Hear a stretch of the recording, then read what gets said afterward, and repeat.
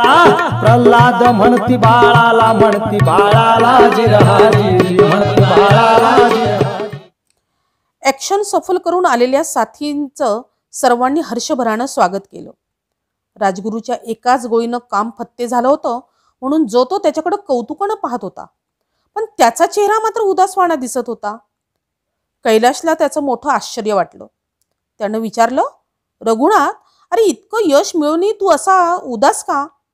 मी असतो तुझ्या जागी तर आनंदानं नाचलो असतो, मोठ्याने दिलखुलास गायलं असतो। कदाचित तुलाही माझ्यासारखंच वाटलं असतं।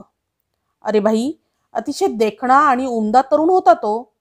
त्याला मी मारलं, त्याला खाली कोसळताना मी पाहिलं तेव्हा माझ्या मनात आलं, याच्या घरी आता दुःखाचा डोंगर कोसळेल, याची मुलं बाळ धाय धाय रडतील। हत्तीच्या, एवढंच ना? तू मनाला मुळीच लावून घेऊ नकोस। अरे, जहरी साप सुद्धा काही वेळा मोठे सुंदर दिसतात, त्यांनाही केवळ पोरबाळ असतात, म्हणून काय त्यांना सोडून द्यायचं नाही ना? म्हणून तर मी त्यांच्यासारख्या विषारी माणसाला ठार मारलं, पण तरी सुद्धा माणसाला मारल्याचं वाईट वाटतंच बघ। शिवाय दुसरंही एक आहे। काय? तुला खरं सांगू कैलाश, आज माझा नेम बरोबर बसला नाही। काय काय सांगतोयस? साहेबांच्या कानफटीवर गोळी घालून तू एकाच गोळीत त्याचा बळी घेतलास हे सगळ्यांना माहीत आहे। अशी अचूक निशाणेबाजी फार थोड्या लोकांना जमते। होय रे, पण मी नेम धरला होता छातीवर आणि कशी कोण जाणे गोळी लागली डोक्याला। हिरमुसल्या चेहऱ्यानं राजगुरूनं उत्तर दिलं। ते ऐकून कैलाश त्याच्याकडे पाहतच राहिला। त्याला वाटलं, किती निर्मळ मनाचा आणि प्रामाणिक आहे हा रघुनाथ। याच्याऐवजी दुसरा कोणी असता तर आपल्या अचूक नेमबाजीचा डांगोरा पेटीत गर्वानं नाचला असता। त्यानं असलं हे स्वतःला कमीपणा आणणारं सत्य दुसऱ्याला कधीच सांगितलं नसतं। मला वाटतं तुझ्या पिस्तुलात काही दोष असेल, कारण तुझा नेम असा चुकणार नाही। असं म्हणून कैलाशनं राजगुरूचं पिस्तूल उघडून पाहिलं। त्यात अजूनही 2-3 काडतुसं होती आणि तरीही फर्मवर गोळी उडाली नव्हती। कैलाशला थोडी शंका आली, म्हणून त्यानं पिस्तुलाचा बोर आणि काडतुसूचा नंबर पाहिला। बघतो तर त्यात फरक होता। तो एकदम म्हणाला, पाहिलंस रघुनाथ, काडतुस आणि बोर एकाच नंबरची नाही तुझी, म्हणून हा घोटाळा झाला। पण झालं ते ठीकच झालं, म्हणून तर गोळी वर्मी लागली।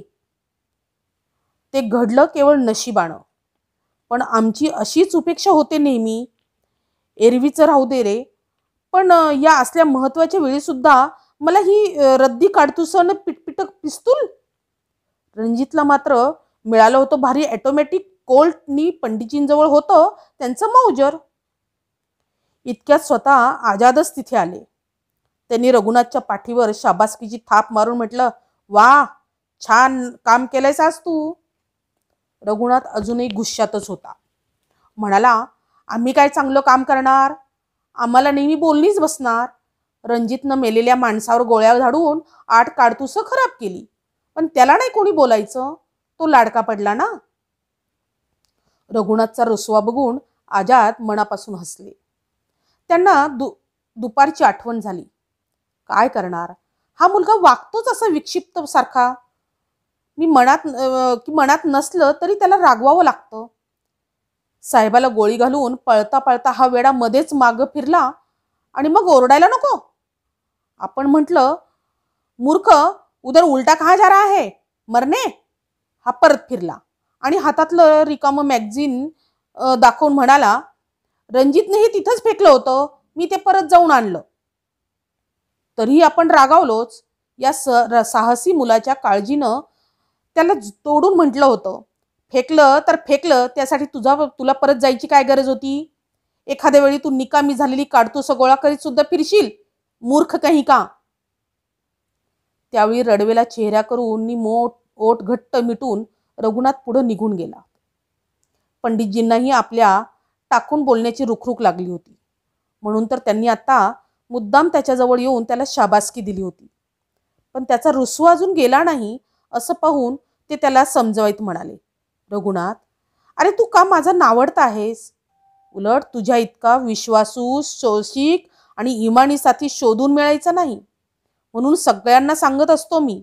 सुरक्षिततेच्या दृष्टीनं राजगुरू, कैलाश आणि विजय एका निराळ्यात जागी राहिले होते आणि बाकीचे साथी मजंग हाऊसमध्ये होते.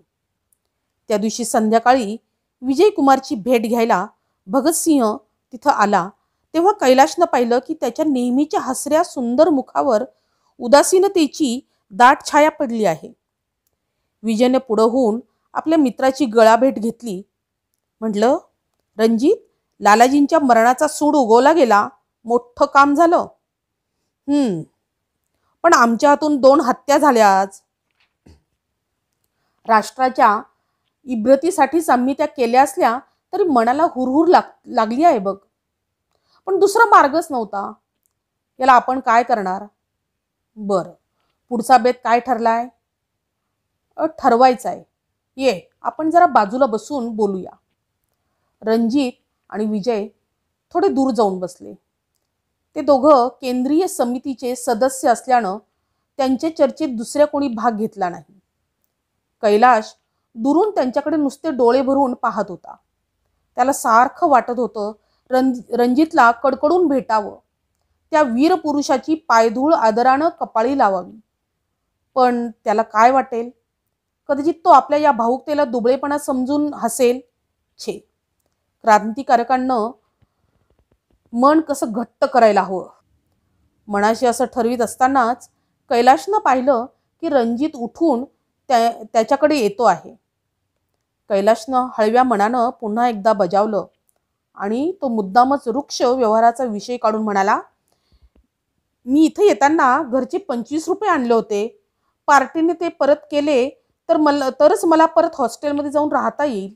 रणजित पैशासंबंधी काहीच बोलला नाही. जवळ पैसे असते तर बोलून उपयोग ना, पण त्याच्या खिशात 2 आणे सुद्धा नव्हते. दुसऱ्याच्या मनाचा ठाव घेणाऱ्या आपल्या सुंदर डोळ्यांनी त्यानं भगवान दासकडे निरखून पाहिलं. त्याच्या पाठीवर हलकेच थोपटून विचारलं, कैलाश, तू जेव्हा कविता लिहायला बसतोस तेव्हा तुझ्या मनात काही भावना, काही स्फूर्ती निर्माण होते की आपलं उगीच शब्दकोश बघून रट्टफ करतोस?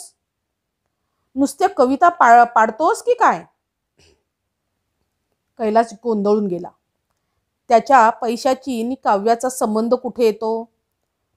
तो असं काही विचारणार तोच रणजित पुढं म्हणाला, हे बघ, सरस्वती देवीची खरी खरी सेवा तुला करायची असेल तर तू कवी होण्याची धडपड करू नकोस.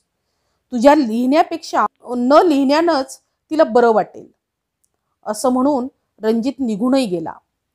तो गेला आणि त्याच्या शब्दांचा खरा अर्थ कैलाशला कळला. त्या सरशी त्यानं दाखवलेली उसनी कठोरता गळून पडली. एखाद्या लहान मुलासारखा हुंदके देत तो रडू लागला. त्यांची हाक ऐकून कैलाशनं पटकन डोळे पुसले. तरी त्याचे रडून रडून लाल झालेले डोळे बघून त्याची मनस्थिती त्यांच्या लक्षात आल्याशिवाय राहिली नाही. तेही खिन्न होऊन म्हणाले, दुपारी त्यांच्या हाती लागलो नाही आम्ही, पण आता या लाहोर बाहेर सही सलामत निसटून जाऊ तेव्हा खरं. आणखी काय काय करावं लागतं कोण जाणे. आज गावात लोक आमचा जय जयकार करीत असतील, पण आम्हाला मात्र चैन पडत नाही. आमच्या हातून एका इंग्रजाचा आणि एका हिंदी माणसाचा वध झाला. आम्हाला तो करावा लागला. त्यांना प्रायश्चित्त द्यायला हवं होतं. ज्यानं आपलं हिंदी रक्त बेगुमानपणानं सांडलं त्याला याहून दुसरं कोणतं बक्षीस देणार आपण? आणि तुमचा पाठलाग करणारा देशद्रोही कुत्ता कहीं का? छे छे छे, मला नाही असं वाटत कैलाश. खरं तर त्याला मारायचं माझ्या जीवावर आलं होतं, पण पहिली गोळी मी त्याच्या पायावर मारली. पण तो थांबेच ना. मग नाईलाजानं दुसरी गोळी घालावी लागली. दुपारपासून सारखं माझ्या मनात येतंय की एक इंग्रज आणि एक हिंदू यांच्या वृत्तीत किती फरक आहे. कसला फरक पंडितजी? निष्ठेचा. आमच्या मागावर येणारा तो गोरा फर्न नुसत्या गोळीच्या आवाजानं मृत्यूला भ्याला. प्राण भयानं नालीत लपून बसला. पण हा मुनशी मात्र गोळ्याची पर्वा न करता मरेपर्यंत आपलं कर्तव्य बजावित राहिला. वाईट एवढंच वाटतं की याला त्याचं खरं कर्तव्य कोणतं हे कळलं नाही. ते जर कळलं असतं तर तो आज एक अमर देशभक्त ठरला असता. मोठा शूर होता तो माणूस. कैलाश गप्प बसला. मनात म्हणाला, हे 3 वीर आज आघाडी मारून आले खरे, पण त्यांची खरी जात आहे आईची. कुणाला मारण्यासाठी यांचा जन्म झालेला नाही. उभ्या मानवतेवर यांचं प्रेम, शत्रूचंही शौर्य आणि कर्तव्यनिष्ठा यांना मोह पडतोच. पण देशाच्या इब्रतीसाठी केवळ नाईलाजानं यांनी हे शस्त्र हातात धरलं आहे. पंडितजी, तुम्ही इथं आहात होय? तिथं येणाऱ्या विजयने विचारलं. होय, का रे? संध्याकाळच्या जेवणाचं काय? सगळेजण सकाळपासून उपाशीच आहेत. पोटाचा प्रश्न सोडवायचा राहिलाच या धामधुमीत, असं म्हणत पंडितजी विचारमग्न झाले. थोड्या वेळानं म्हणाले, अच्छा, आपल्या रणजित जवळ? काही नाही त्याच्याजवळ, विजय मध्येच म्हणाला. मग बरं असं कर, जयगोपाळला पाठवून दे इकडे. थोड्या वेळानं जयगोपाळ त्यांच्या समोर येऊन उभा राहिला. पंडितजी त्याला म्हणाले, हे बघ, पैशाची काही सोय करायला हवी. सकाळपासून मुलं दमली आहेत, उपाशी आहेत. होय, पण व्यवस्था कुठून करायची? आजाद खिन्नपणाने हसले. म्हणाले, अरे ते मला माहीत असतं तर तुला कशाला बोलवलं असतं. तू इथला माहितगार, जा एखाद्या मित्राकडून 5-10 रुपये घेऊन ये. जयगोपाळ आपल्या मित्रांची नावं आठवीत घराबाहेर पडला. बन्शीलाल नावाचा मित्र अडीअडचणीला उपयोगी पडणारा होता. त्यानं त्यांच्याकडूनच 10 रुपये मागून आणले.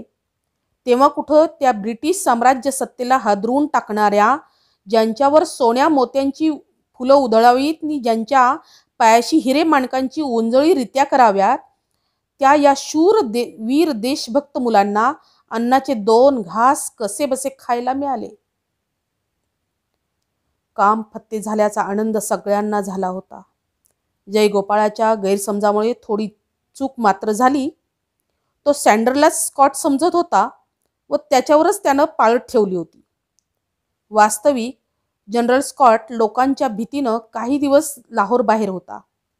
मारला गेला तो सँडर्स, पण तोही मारला जायलाच हवा होता. जाणारच होता, पण स्कॉट नंतर.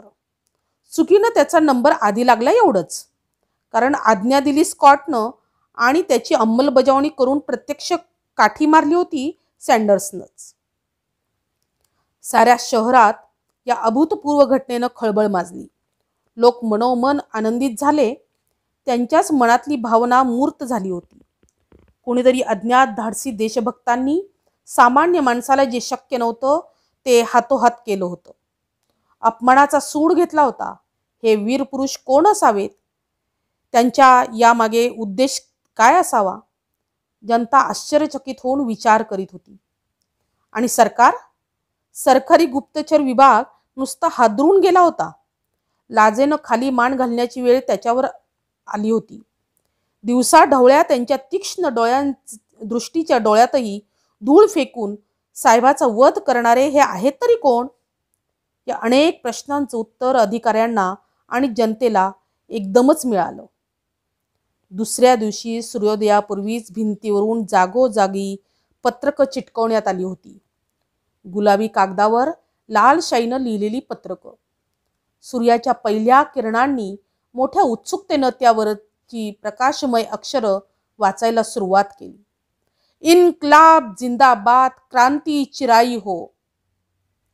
एका मनुष्याची हत्या आम्हाला करावी लागली याचा आम्हालाही खेद होतोय.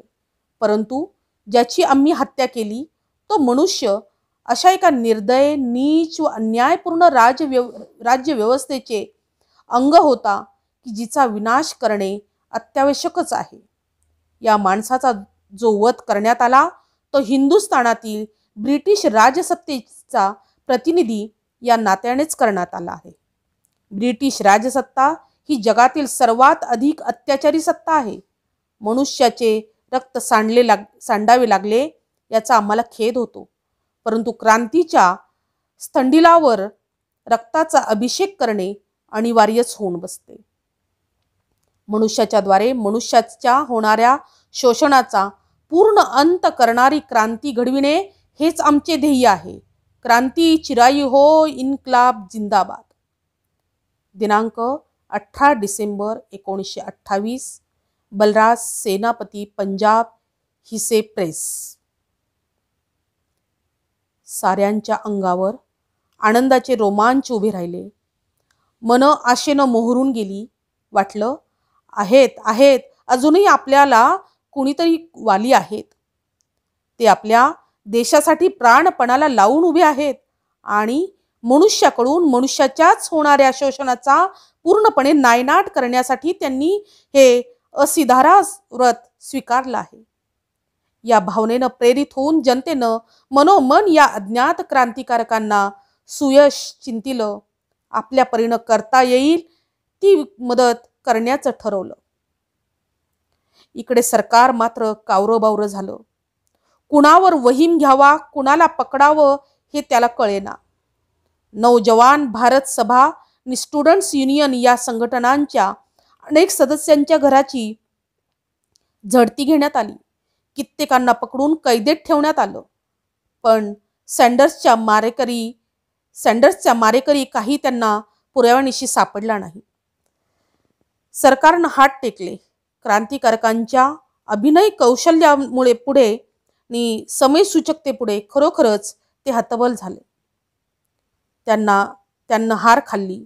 कारण ठेवलेल्या कडेकोट पहाऱ्यातून आणि CID विभागाच्या जाळ्यातून भगतसिंह, राजगुरू आणि आझाद हा म्हणता निसटून गेले.